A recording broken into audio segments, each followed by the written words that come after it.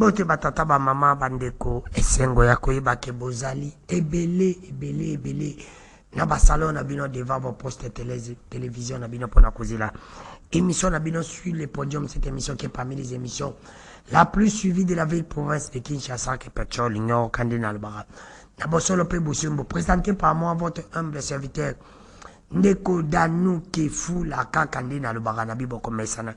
Bon, comme ça n'a les plus amplis dans l'émission Nabiso sur le podium. Je ne peux pas débuter cette émission sans remercier l'équipe technique. Là, je vais dire merci qui fait mon réalisateur.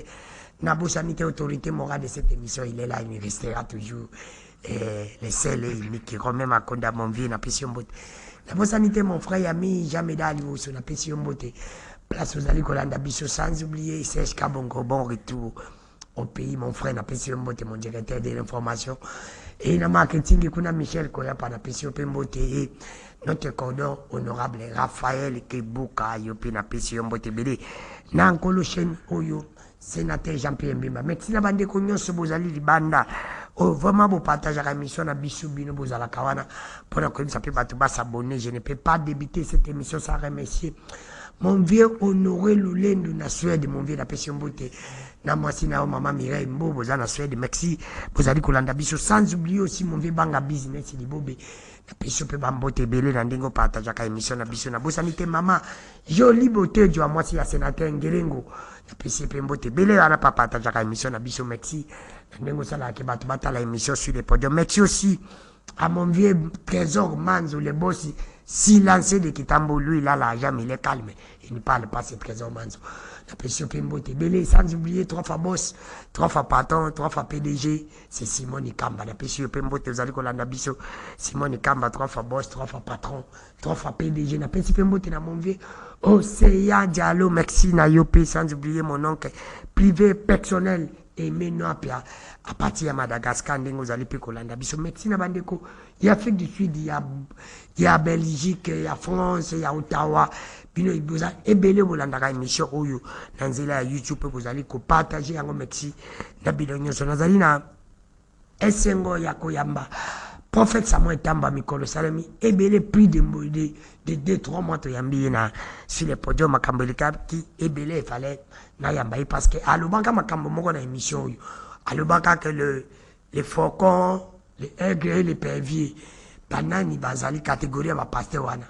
Mais makambo ya lobaki par rapport à signe tout le monde est cocu comme coco qui sama ya on lobaki non faut na lukaye et à mona ka musika et to beta non masolwana parce que l'église na nkolo et comme il n'a pas problème moi et belé nazana yimo koto ko solo la makambo itali kibo nzambe prophète Samuel Tamba mbote oui mbote ndeko Danou mbote aussi à tous les téléspectateurs de partout où vous êtes nandimi ete pourquoi lelo nzambe ako édifier biso nanzela molimo santo par rapport à tout ce que nous allons dire pour éclairer la lanterne ya bana nzambe nyonso o bazana ko mitungisama rendez-vous malamu yangoyo vous allez bien calé pour na yebiete molimo santo akolobela biso. Merci professeur Samuel Tamba molimo santo akolobela biso et pourquoi na bengio professeur Samuel Tamba to solaka na yo. Je me rappelle tous alaka na wana cité tivizana kuna côté de Zalaka, au Lubaka Makamboya, de l'aigle, de l'épervier et du faucon. Oui. Mais kaka ko expliquer biso yango. Par rapport à Makambo ndengi to komi lelo moni Denis Lessi azo sala album comme nango pétage. Il faut yeba zala sexy makas. Omoni pe pasteur Mukuna abengani facilom na église.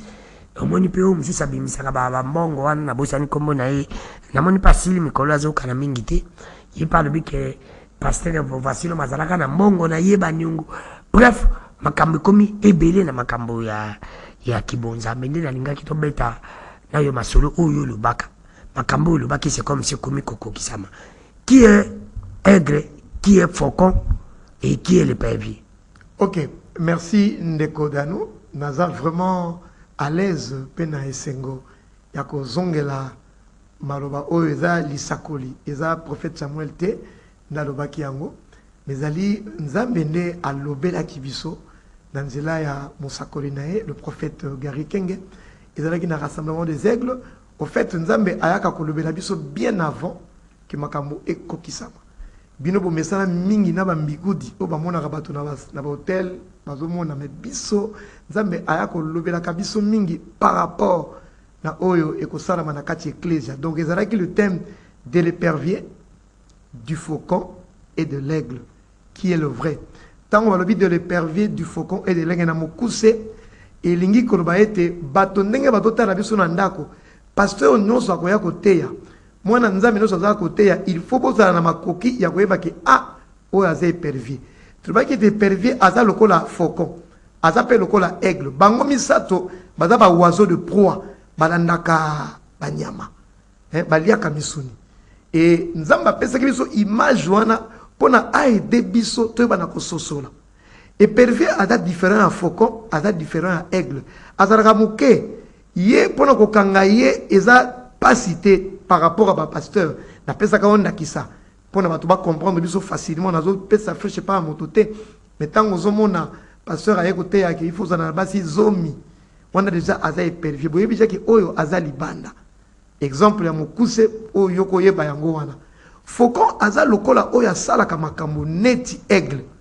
Mais aza aiglete babengi bomba fokonegi ya mekaka kozala neti mpongo et na pesa ki image ya basali oyoyo bateyaka na biso elongo ba jeunaka batanga pe kombo ya Yesu mais baza ya solote bato pe bamonaka bango ke baza na bon témoignage style lelo bozondima bango mais nzokande na kati na bango makambo mabe etondi meke pona koloba nini ndeko dano pona koloba ete Yesu yemoko ayebisaka biso likambo na soko kena Matthieu chapitre 24 verset 1 à 3 il a parlé de faux Christ batuna kae mutuna epa bayekoli balobi na Yesu Masia tokoyeba ndenge nini que tokomi na batango suka Yesu ebisi bango ke non premièrement il faut sélectionner kota na mokili il faut que ba Yesu ebele bokoka Yesu boyaye net oyo bandeko ya kabal juive. Il faut mettre en terme oyo ndeko danu kanga ngo malamu na lingona ngana bokebi kabal juive ezaba ndeko na biso obalata ka batalit bamvuela oyo basango na église de réveil batielo ko moko échappe comme nango talit bango baza misala kutu ya mabe ya soloka baza ba faucon baza na ba bikoti moko ya mike neti basango balataka to benga ngo kipa o nyonso ezali bondoki ezokota na kati ya corps de Christ. Eza molili ezokota pourquoi? Parce que bitumbezali. Il y a une guerre entre le camp de Satan et il y a une guerre entre le camp de Dieu. Na yebisaka yo parle de l'épervier, du faucon et de l'aigle. Eza pe na eloko mususu nzamba yebisa biso oye kenaka nyonso yimbale nzela moko. To benga ngo la guerre des adorateurs. Satan alingi azwa bato baye pai na ye. Nzambe pe alingi bato baye pai na ye. Satan azana ba joueur na ye. O to bengi ba faux Christ. Oto bengi ba traître, oto bengi ba sépulcre blanchi, bayaka na nzoto meme, mais na kati na bango baza ba loura viseur miyibi. Yango zo mona lelo, ezana ba pasteur ba créer scandale bango moko. Scandale on ba créer za pona nini, poto za bitumba, toza na guerre, ne na za bo na bitumba. Parce que naza na posa bana nzambe baza na kimia, baza na ka nzambe. Mais ezana ba mususu bazo ba misolo, bazo ba mbongo, bazo ba jeep, nzoka ne azote ya Yesu, mais azane infiltré, azane sépulcre blanchi. Hier akoya a créé scandale a sali makiona na kanso yebiango pe on repesa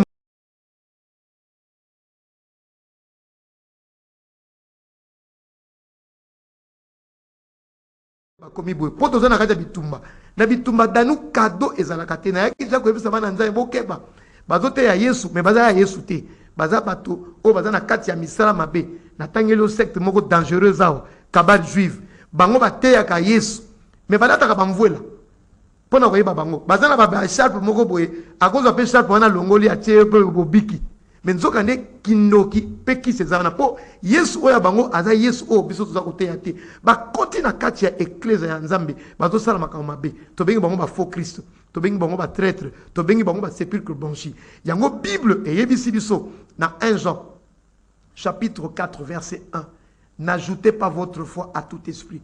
Et ça dépend de ta Bible, et on dit que c'est un Nzambe.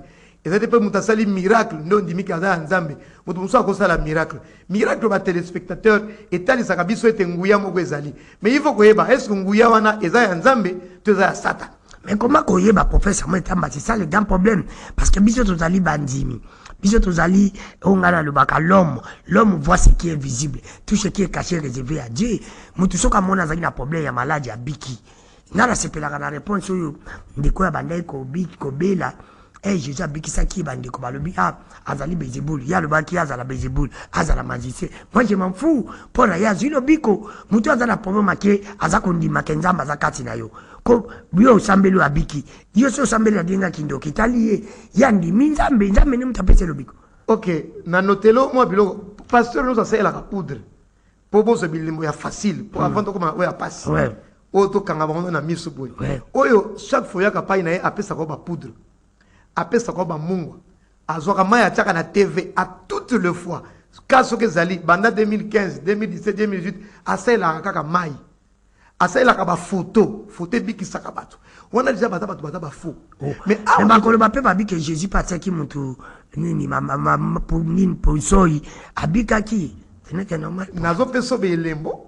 Kainisi otikinga na lobana nsima ko na kotikela obelembo n'y a pas un problème. Parce que l'autre. Bato bazo ça la culte à personnalité. Et lingo ba ne culte à personnalité. Bato baza ko adorer une église. Pasteur azali banda. Soki kaka ya ye adorateur abike non papa sa ye. Bakati ko gumba mena nzambi. Baba ni ko gumba mela bazo ya mananu papa kota na kati église. Yenda komi double honneur. Yende fa kota. Et puis, bah, ça nzemo batie la kaye. Yeba déjà que soko za déjà en face ya moto wana, oza déjà en face ya moto ozali faux prophète. Siko kangelo ko danu. Ba komi tellement subtil, ba komi tellement na mayele mabe pona ko yeba bango yango torobi awa une chose importante. Aigle azam ndeko oyo avant na ba hauteur. Auteur ngolo ba présence en Nzambe.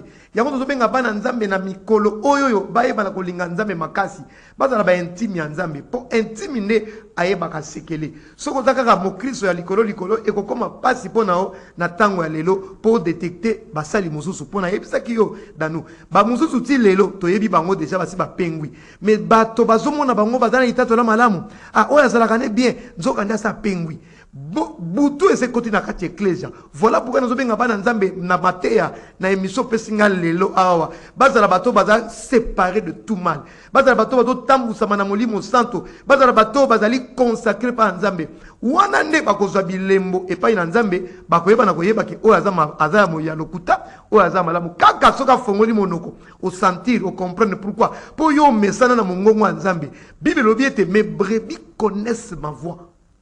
Po eza miracle te eza kilisakolite nezotalisa ke moto aza Nzambe po bango pe azosala baza na mama miracle baza pe na bilisakoli le mzo pe ya solo mais nzoka nde baza basali ya Satan. Merci professeur Moïta Mbalobi bazosala miracle nzoka nde bazali basali ya Satan. Mais c'est là où on a émission na le pesi ba signe mais ba signe wana bato musu pe bazana ba signe wana te bato musu pe bazana ba akoyebisa ka lobi ke non va ta foi t'a sauvé. Mais ta foi t'a sauvé, il y a tikali pe kozala ba miracle ba incarnation monsieur. Est-ce que tu connais ça par rapport à il y a ba miracle bon ba so basala ka ba miracle te.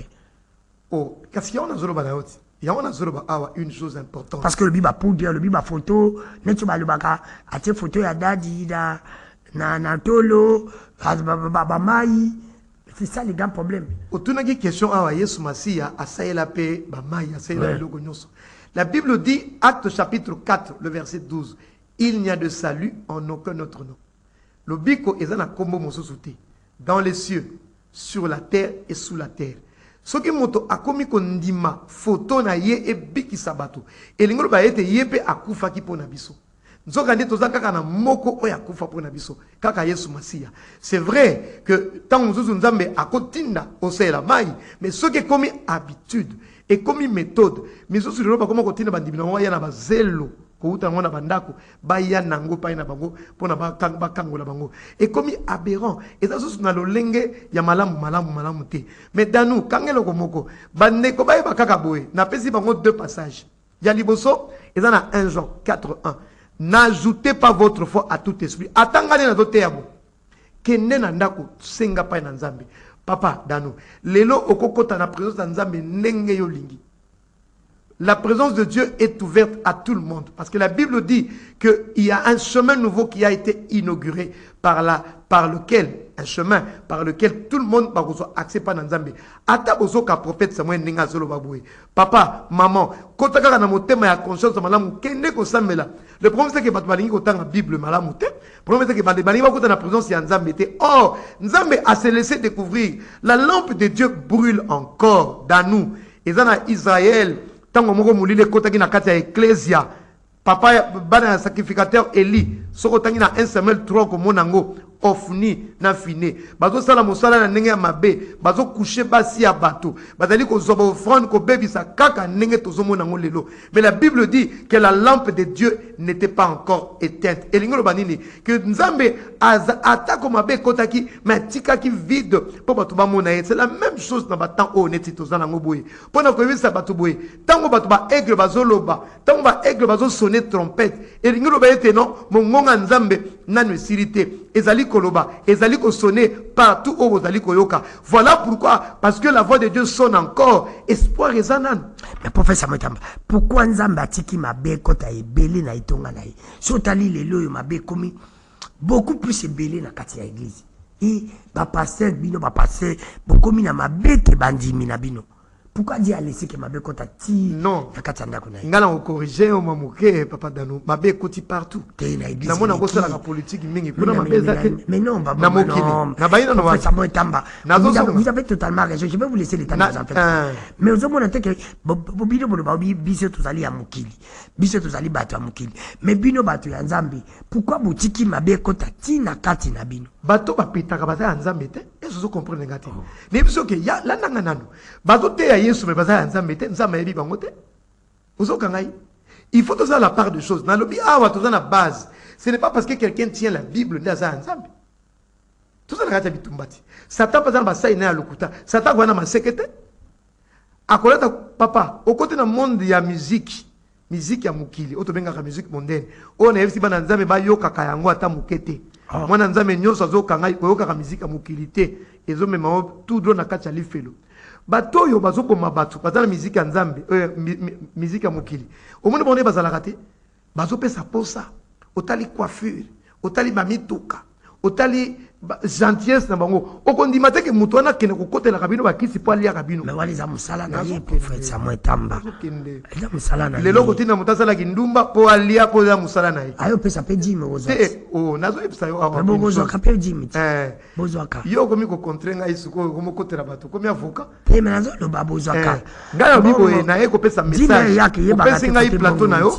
nazo profiter na yango po yo ngala on sepelisa ote ngane ko sepelisa ba o bazo banga Nzambe musique ya mukili boyo kakangote voilà na o journaliste azo kotela wana te mais ngala yebisi bino en tant que envoyé de Dieu musique o mukili boyo kakangote eza musique o ezo me bino tout droit en enfer tout droit pas Satan et bato basala ka musique wana soko talibango ba pesa ka postati ba mituka ya cher balolenge na bango bazali ndenge ba bilama banataka ya motuya tango totala bango zo pesa oposa okondima te ke moto ya lolenge wana ndazo boma bino abomaka bino doublement azoboma bino bakisi azokende sala boye ba sacrifice batona basala kate vous ne le savez pas de la même manière na kati ecclesia na Nzambe po butu eza partout na mokili butu côté na kati ecclesia butu côté soki église Satan zo banga te pa na kokota na kati bongo mokili ngana zoki na bato baza Nzambe te ma okila bango mawo.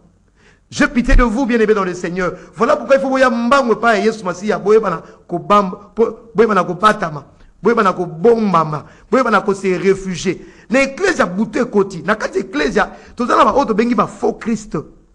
So na bi faux Christ zanini. Christ ya lokuta, Messia lokuta bazali, ba pasteur ya lokuta, soko lina za la plus claire. Ate ya ka Jésus, mazane muta lokuta, aza muta kabal juif, aza ndoki.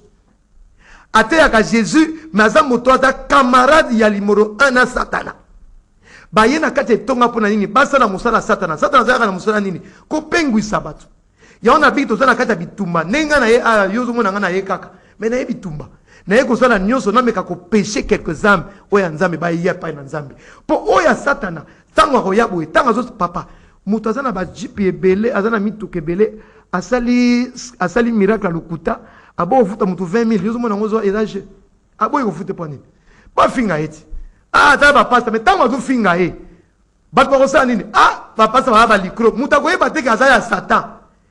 Ayebi que 2 jours, 3 jours après, Aroboma moto. Arobisa moi 10 000 appels par journaliste, Bobo moto. Mais à ça, sali acte na Satan tindi. Asa mutina mi a Satana. Papa, les deux la musique, nous sommes basal Nzambe entre parenthèses. Nous sommes Nzambe basali musique. Musique, on a. Neto denile sa sa mikolo comme l'on peut. Mais à sali musique, tant à sali musique, et puis si atangi kombo Yesu, mais musique n'est qu'au kamwa, mon pagan a zobi na on a bar. Azo senga baba gisere susu ngata mtozo kola bebe ke musique oya biso ba frère babina ngona ba payete na ba feti kutu okena kati ya feti bateka la musique ya nzambe te bolongo la bote na biso ya biso mais lelo ko kamwa musique ya frère bazo se prendre na bar na ba break ba ser bazo simba na musique ya nzambe musique ya nzambe fait même bato ba banga nzambe ngana zana ndeko mona tanga ko mona yazo ka ngai ko mona dikirwa ayema na langa start ayebisanga boy prophets tango nazokende koyemba nayoki kaka nzembo ya mente nazalaki na noa diamba nazwi diamba na bwaki mpona ayoki miziki ya oyo euti ya trône parce que miziki ya trône satan kosepela nango ndenge nini mais tala lelo miziki oyo ya ngai pasteur ngai frère en Christ bazobina ngo na bar bazosenga ngo bis koleka kutu ya mokili serifo na mituna question batongo tokomna nokuna te tokokoma wana oyo nazopesa oyo ya pétage te ya mususu wana ndio ba pasteur mo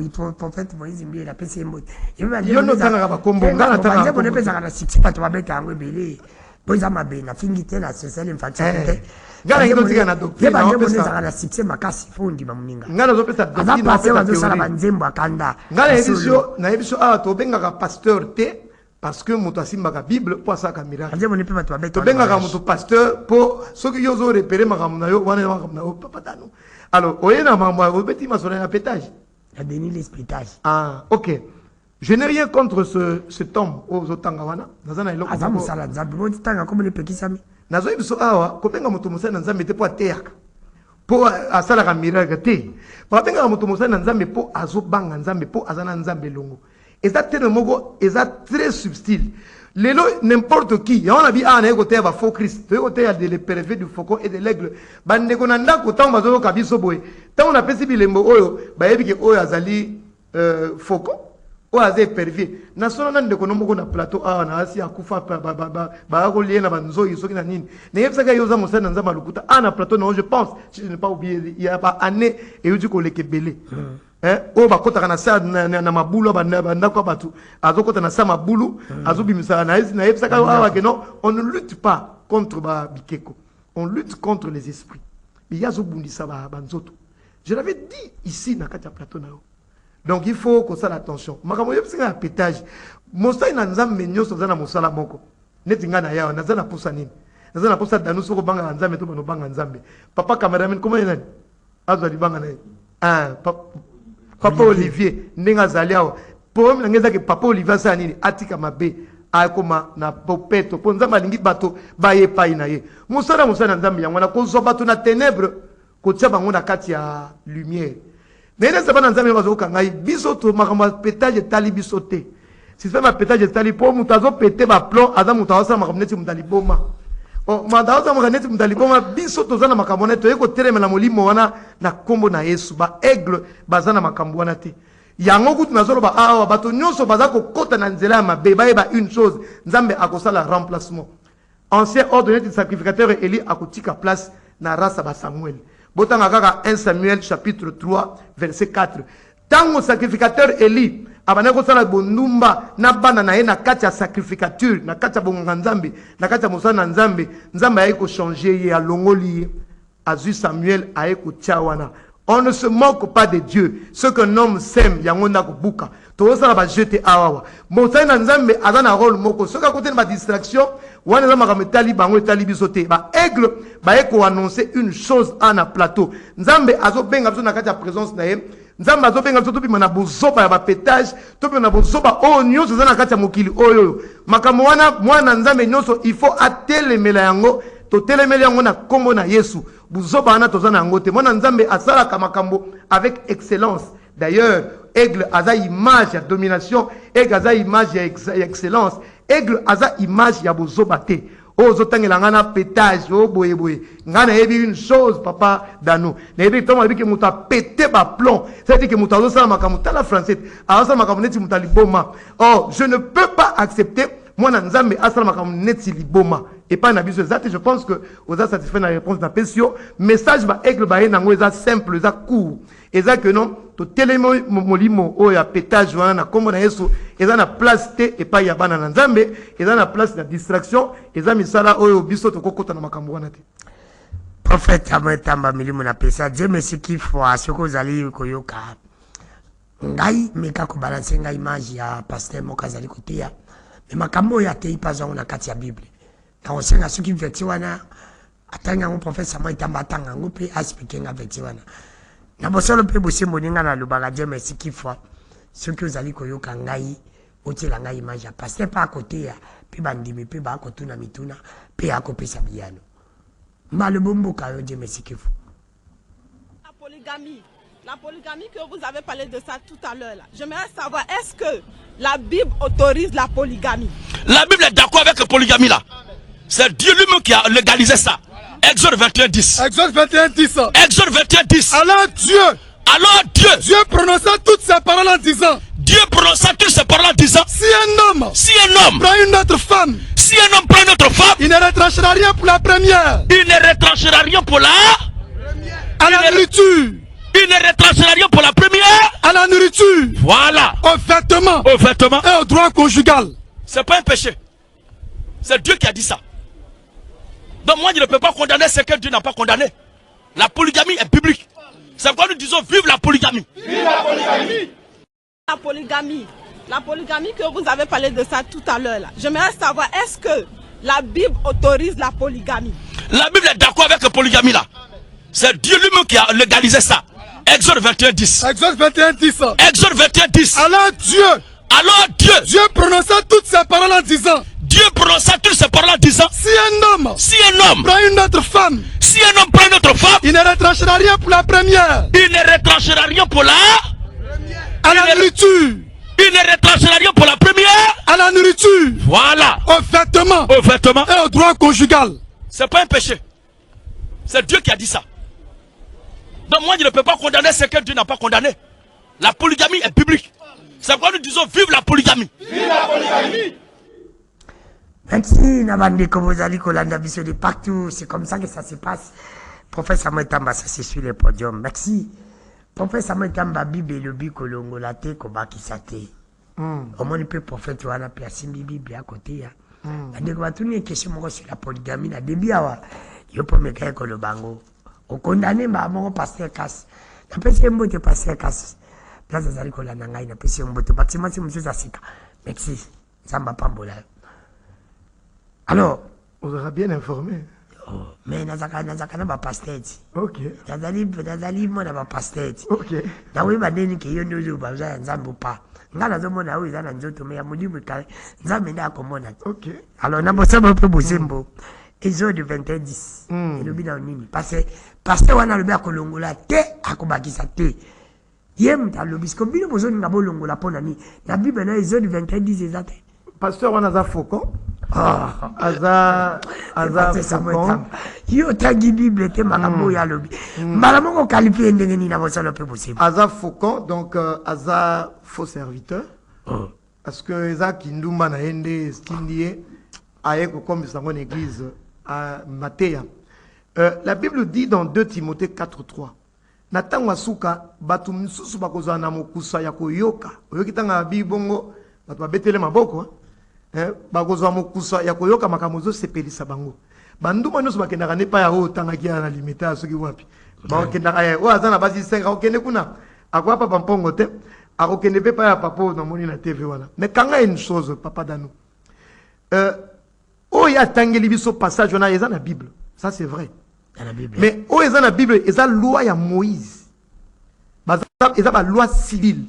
À part les 10 commandements, il y a eu 613 lois civiles. Oyo pe ozo kota na ngote me yango zo bomatu mikolo yo. Oyo bata kipa bato kabal juive. Ba pasero mingi 90% balataka ba mvuela. Bazamba. Oya rouge ba nzambala. Bangonde ba ena kindoki bele. Balataka écharpe moko wana.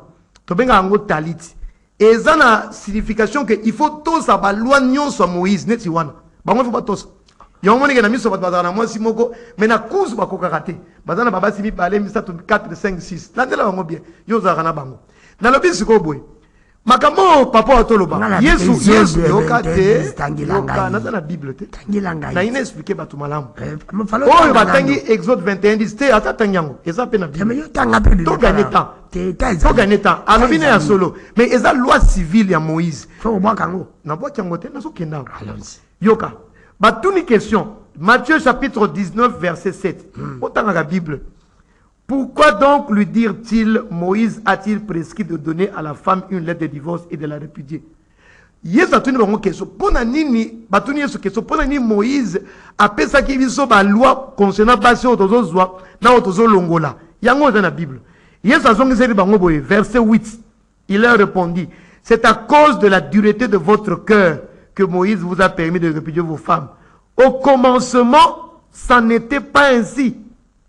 Ozo kangai wana Yesu azolo soko na ni version ngoti na suka yabi Moïse ayebisaka bino bongo pona mitema bino zaki ya kobeba me ngana yebisi bino mwasi moko na mobali moko na mwasi moko ngai te. Matthieu 19 yango tolobaka boye Jésus est venu accomplir la loi aye kokokisa mobeko. Ozo kangai mobeko Moïse il fallait kokokisa ngo kokomisa ngo kitoko elengi ne Yesu ya sala. Il y a un moment que Moïse vous avait dit œil pour œil, dent pour dent. Mais moi je vous dis, c'est ça.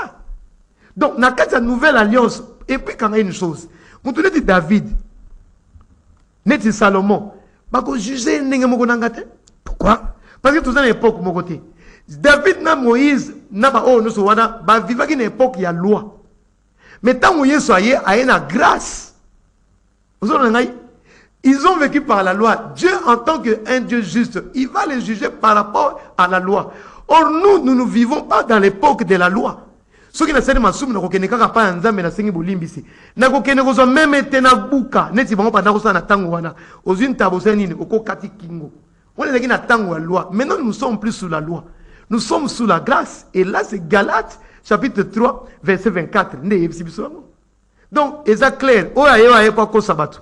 Nenge o tangela yenga oya awa oya kimaka ngoni mkwatu na ka obengeni ka Samuel kwa nini mais yebisa ka batu tant on a débat contradictoire awa pa ina yo adeda nu biso mi parler na ye atombokela yo akotombokela ote mais asile pas sepela kate potanga kutayina ngabi egla ye yo dati yo kam yo mona ka mozala nzambe na mi monité mais yo papa ko tate mo témoin te tant alobaka na wanga na zo kati obengizo mutoyo akima yo yebi.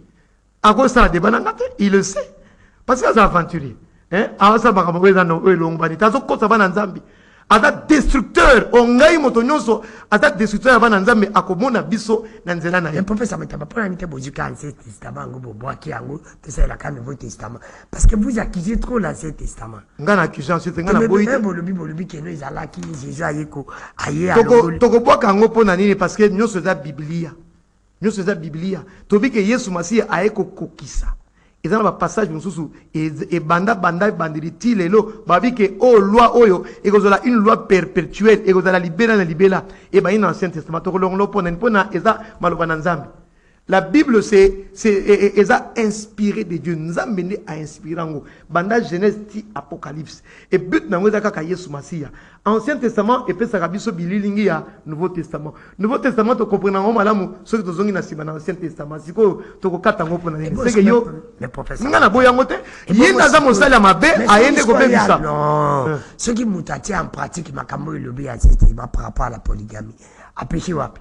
À pécher parce que à pécher na wana à seulement délibérément parce que Bible est en mot lobby que la loi ou bien l'Ancien Testament est là qui est pédagogue et comme je sais pas Yesu Masiya mais tant que Yesu Masiya y est nous sommes comme na sima tout là na ndeko Yesu Masiya ezanga ite za Bible atanga wana sikoyo ça appelle na makamutali dim parce que bino pe makamutali dim ezalaka na tanga kala lelo pe Jésus-Christ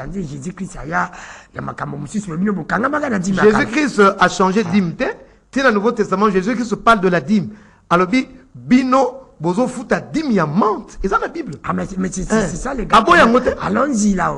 Bino boji kende na version na to zala kina makambo ya ba faux prophète au. Mais na zolo ba mais on a peine zolo ba kaka par rapport ya bino pe ba passer beaucoup ça la Bible c'est le côté bon monique ba internet na bino ça. Oza na question mo ka mutumbu na mukuna obosani na ro ka pele po minute zo kende. Je sais que on tourne. Merci. Merci la bande. Somo ngidim to sala émission muzupona. Tu ko sala ta dimanche prochain il y a pas de problème. Merci. La bande ko nyoso boza ko. Na zo metelo solo ba kabal juive ya bandoki. Kozolo ba yango te. Non, je vais Batabatalite batabakipa. Je vais arriver. Merci professeur Moitamba. Merci. La bande ko nyoso bolandi biso c'est votre émission sur le podium. Nous sommes bel et bien en direct à Kinshasa, qui est la capitale de la République démocratique du Congo. Je reçois pour vous. Bato basala ka masumba bombe on eti zemi danu. Obosani. Te na bosani te les. Motasali ya zemi ya bombe yango pana neti zemi. Professeur Moitamba, ne vous en faites pas. Je vais vous donner encore la parole. Ne vous en faites pas. Ok. Merci. Bande ko boza ko landa biso de partout. Là nous sommes en direct à Kinshasa, qui est la capitale de la République démocratique du Congo. Je reçois pour vous le prophète Samuel Tamba. Merci na bande ko nyonso boza ko landa biso de partout. O nyonso za na besoin o salanda kuna yo tongama na condition ya malamu. Basala ngo susu batobola bamira pamba te kende na fondation ya mwana mboka Shalimbata yina service na ezali JCBM service ya mwana mboka Shalimbata oyi ya sika entreprise ya sika ya construction nouvelle technologie tali makambo ya ndako l'échafaudage ya solo kende pa mwana mboka Shalimbata na Delvaux mwana mboka Shalimbata na JCBM service bango bako sala ndako et ba mire na niveau de technologie professeur Moitamba na bosolo pe bosimbo toki na makambo tali pasteur Mukuna na pasteur Vasilo toujours makambo na kati ya ba église là on répond ngana mutuna wana bakaboni est-ce que bakoyi kolongola bakoyi kobengana moto na église ka église ezali ya nzambe na ke plus le makambo na yoki kuna balobi bandeko balimbisa ngai ndeko moko alobi ndeko danu pasteur nani voici le mazo akize Moïse Mbiye aza okize pasteur Mukuna Pamba pasteur voici le mayebaki ke na communauté ya seka yoka na zolo bakana zolo bona conditionnel na la sala ka bakasheshe ke na seka mwasi ate yakate ya yibi ke église na ezali munene kala mingi te soki azate ya boti mwana liboso aza mwasi azana mwana mobali te mwasi na yepe akoyoko tika église te bakoya botela église yango ane fala longa na seka bakreka ba problème comme basusu pe balobi te Mukuna azotia ye mal à l'aise parce que ye azali asali amati akomi renommé na baseka nyonso est-ce que tokoloba nini bokomi kowelila l'église pasteur ko pa bimisaka bamongo alobi que Mukuna fasilo mpa azalaki na nyongo na ye tout ça c'est l'église na pese yano makambo na bino bapasteur ya Congo c'est qui papa awa il faut ba mesa na bepervier na ba faucon na ba aigle pasteur yo se muta ko betuku wana za pasteur na nini mais aina kibozo beaucoup ne pas muta bongo lo lenge nini abike no na ko tsaki pasteur pemeni na beta mutu yo boke na église bongo mazape mututi non to kufa na lisumu ya kufa na lisumu te azaki ne vanu moni mutu musutu ona tika kinduma bole mso mbongo za nakate metango mbongo yebo azongel na lelo pasteur azoko kajipa muke sera tie ademso azaku fia ngaza masolo mais pour tie loka kajipa muku sozo kokate c'est grave et puis le bien on a TV on a ce genre de pasteur bandeko tozala ba épervier ba faucon na ba aigle un pasteur qui passe à la télé que na tie qui pasteur pemeli na obeto makofi ale bino pe olongoli makolo na aucune église à lolinga wana bozo ede penzambe te ça c'est yemo ka pesi bino dia signe que non akufa abukana na nte Christ alobi soko betinga awa beta awa le langage de Dieu est un langage honnête mutanzamba ba que non nzamba za la juge entre ngana yo mais yemo ko se faire justice la Bible dit à moi la vengeance à moi la rétribution et papa dano bana na nzambe botanga ka Bible bozala ba fanatique te. Papa Danou a sur une chose. De l'épervier, du faucon et de l'aigle. L'aigle aza ndeke oyo nabaki excellence. Aza ndeke oyo yaba hauteur. Aigle a réglé kama kamune na place publique. Parce que aigle azota na no intérêt en Zambie. Akufa na yeme matuba pengwate. Tala susu élément makasi. Yo moni benake ba milieu loko mais pona kombo na Zambie na ko pengwate. Voilà l'aigle. moto yo souci les ali ke ba milimo ekota na lola. Comment tu permets na comportement na yo bato ba pengwa? Là tu ne crains pas Dieu. Obanga kanzambe te. So la gina mo konzi peme no obanga mo konzi te danu. Et dans ma kamzu yo ko sala awate parce que ozana égard otanga IDG na bino CCTV. Il y a des choses que tu ne peux pas faire et pas à DG. Mais tala lelo ba soi-disant homme de Dieu, ils se permettent de faire du n'importe quoi. La Bible dit une chose: ce qu'un homme sème, il le récoltera. Aigle a réglé la place publique. La Bible dit: na katina binoana, est-ce que bato ba mayele bazate? Pona lelo, o ya fini mutu na télévision, o pa ya fini na télévision. Tala ba kuba zo betana, o ya pesi boy, o ya pesi boy. Est-ce que na katina bango mutu mayele dano azate? Baluka makamole kana kuzu na kuku pona to pengwisa bato bana na nzambe te pona to pesa modèle exemple papa pagano koyeba ete à la fin c'est Dieu qui va nous justifier. Papa, tel exemple la Bible ya David na Saül. David a une occasion ko boma Saül po awela bokonzi po betenga masola awela bokonzi. David a voyé ko zo trône habité na ko simba te nzambe asa nini yemoko atianga na trône. C'est ça le message que je peux dire. Nazara mingi robate zo sala nga pasi. Mais bana nzambe o ngana ye awa tangu motato teya botalaka o aze pervier o aza faucon to aza aigle. Botala ba histoire ndenge banda na basoyi ekena ba vaseline e komi na auto zo yoka. Bozo rabile mobino moko. Oyebiti. E bana ila nini? O kasi ozo kiti. Mete la moko dali so. Mais oyo kiti. Na zo kata basolo ba pervier faucon. Yo, on polémique donné. Kasi bozo rabile mon. Kaka na bato wana bimaga na. Ki pele longo moko msiso bosani. Ibanda ki pena gege. Wana yo mtolobi. Na lobi kaka. Me wale ko bate. Papa nazoloba awa. Nazoloba une chose. Na ndako ndenge bozana bandako, il faut bon mesana na langage ezama mais bon mesana nango. La Bible dit dans 1 Timothée 4:1 dans la Bible awa.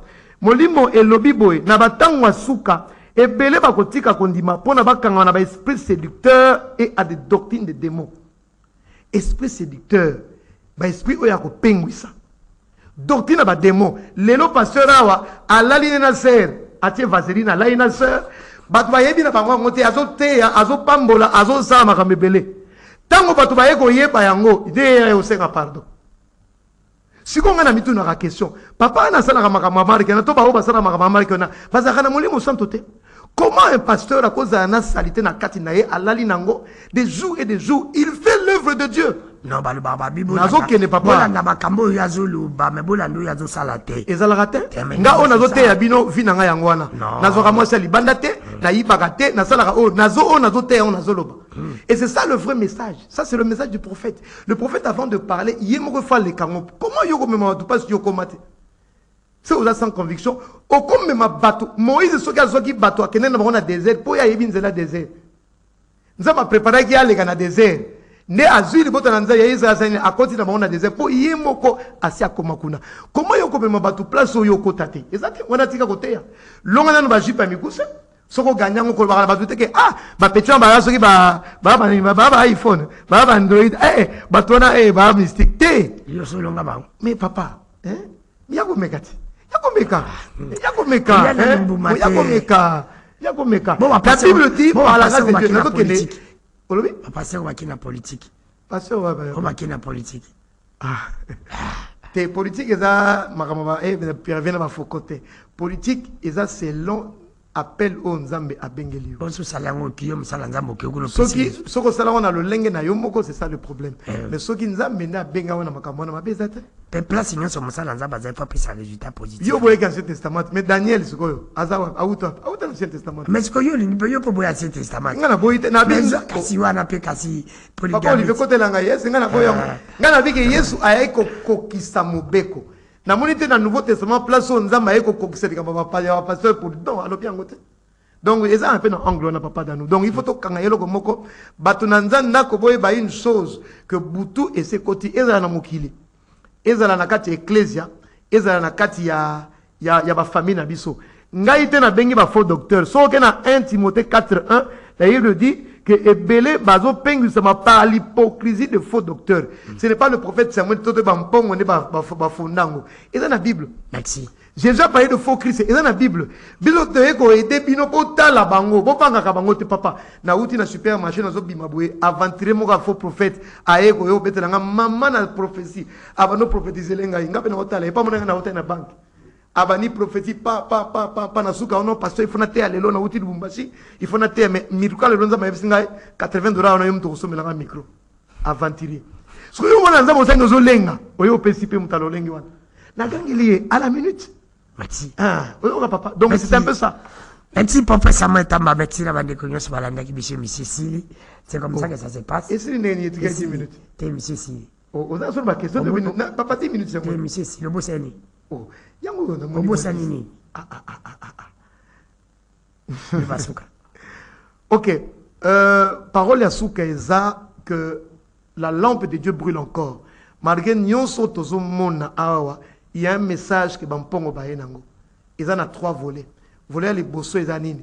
Ils ont que 1, Bomi Tungi Samate, parce que Dieu tient le monde entier dans ses mains. Il y a mis Balezanine, ils ont succession. 1 Samuel chapitre 3. Eli, n'a pas aventuré, non, sur Bazaliko Bebsa Mobunganga Nzambi, Moussana Nzambi, Nzamba Kolongo la Bango, Poba Sakana Nzambi. Il est le Dieu Tout-Puissant, à Kotia Obazana Rasa Samuel. Oya Misato, Nzambe Azo Tombola. Azotombola libiangi appelle au sacerdoce. Bato baya na kati ya présence ya Nzambe po bazo ba secret. Baye ba papoyo ateya kabiso azanani réellement.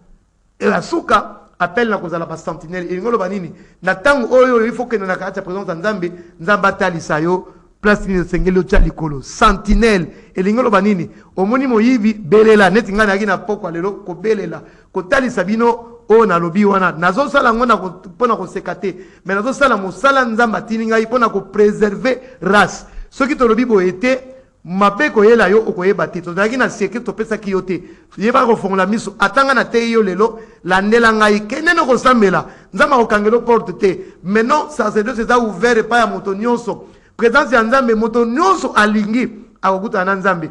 Pour ça, réalité à moto moko na moko po, la mort est dans le pot. Tozana tangwa butu, bute koti na moka, bute koti na ecclesia, bute koti na mabota. Merci, numéro de téléphone tout ça va maintenant dès que soit souka. 089 81 37 57 8 089 81 37 57 8 089 81 37 57 8. Merci, la professeur Moetamba, monsieur Sili, mais on a deux questions, on a besoin de réponse directe. Malamoko, professeur Moetamba, un vrai pasteur entre l'intelligence et la sagesse, ou Kalingazana Moko, à cause d'Anani. Oui. Entre l'intelligence et la sagesse, pour un vrai pasteur, pour un Moko. Nous sommes balés. Tenabi Moko. Nous sommes balés. Tenabi Moko. C'est impossible à Moko. On a la pasteur à Moko, kaka. Tu réponds, bon, molimo santo ezaka sagesse. Oh, ezali primordial na moko. Oh, papa. Molimo santo ayaka na sagesse na intelligence. Okabola ngone. Na silisi maintenant. Na mwasho ya simbeli ombeli. Na mwasho ya simbeli ateli au poison. Moi de mal nan balboli mbisa moko. Nani mbisa moko? Na mwasho ya simbeli ombeli, na mwasho ateli au poison. Moi de mal balboli mbisa moko. Tobi kenyo seza mabe meli mbisa moko na moi de mal. Na kolisa bango mbale. Nalobi moko. Ngala lobi moko. Moi de mal, mieux c'est mal. Oui, ngala pasteur maloba nazolo ba awa ba nazolo ka. Ngai nalobi. Wana otuna mutu musicien moké. Nalobi moi de mal, mieux c'est mal, mais moi de mal. Moi de mal est-ce le somme kezala. Les sommes. Merci de bande de sur Molanda qui biso. Émission sur le podium pour la merci le professeur était sage. Merci la bilan sur le partout, merci l'équipe technique. Dieu merci qui fait Olivier la pression beauté. Merci caméraman Abenda Ganga beauté. Merci autorité morale de cette émission Romain Makonda. Et c'est l'unique. Merci aussi à toi, mon directeur du programme, Jamais Daloussou, malgré que vous nous avez laissé. Merci aussi à Serge Kabongo, là, l'information. Merci à Michel Koya Panama Marketing. Merci à notre TJ, notre cordon Raphaël, qui boucle à la pression beauté. La bourse à pété. Colo Cheno, le sénateur Jean-Pierre Mebalessel, oya tika ka ba journaliste basala musala na bosolo pe bosembo meki à toi les trésors manzo na mono zali kolanda biso meki na pesio mbote les boss ici là c'est de kitambo sans oublier maman joli bote de na moni po zali kolanda biso zala ki branché pona kolanda sur le podium moi c'est sénateur ngerengo na pesio mbote na bosanité toi fa boss toi fa patron toi fa PDG c'est qui c'est Simon Kamba na pesio pe mbote belé na bosanité mon vieux Honoré Lulendo na Suède na moi sina maman Mireille Mbo na moni bateso na bino pe bozala ki branché pona kolanda biso na bosanité aussi mon vieux banga business de Bobby sans oublier mon oncle privé personnel et bien puis à Madagascar na pesio pembote belé mon vieux Océan Diallo merci yozali Océan bango bazali be bala mikembe merci na bino nyonso bandeko bo s'abonner na chaîne na bisa YouTube Ndeko Danu TV et bo partager ceux qui nzambe ya bomi Congo tele masumu oyo izali kotongisa mboko ça peut être na koyamba yo mtu zali kolanda biso bye à la prochaine bon comme ça.